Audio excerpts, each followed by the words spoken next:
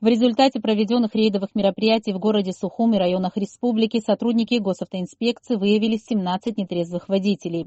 В алкогольном опьянении управляли транспортом Кузнецова Зинаида Викторовна, 1990 года рождения, проживающая в городе Сухум.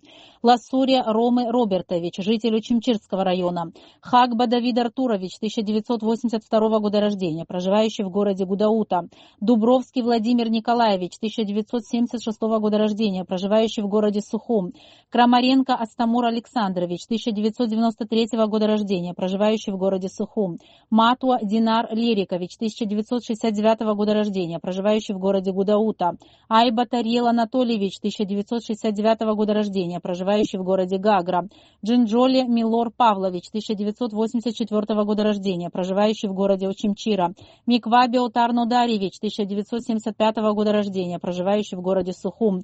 Джинджоли Тимыр Зурабович, 1975 года рождения, проживающий в городе Сухум. Псарди Стамур Баталович, 1996 года рождения, житель Гулрыбского района. Хачатрян Акоп Акопович, 1983 года рождения, проживающий в городе Гудаута.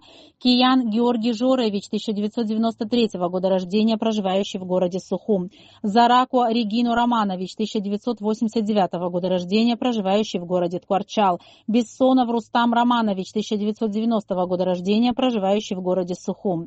За управление автомобилями в наркотическом опьянении без водительских удостоверений решением суда оштрафованы Цацо Давид Олегович, 1988 года рождения, проживающий в городе Сухум, и Когоне Саид Жоржевич, 1993 года рождения, также житель города Сухум.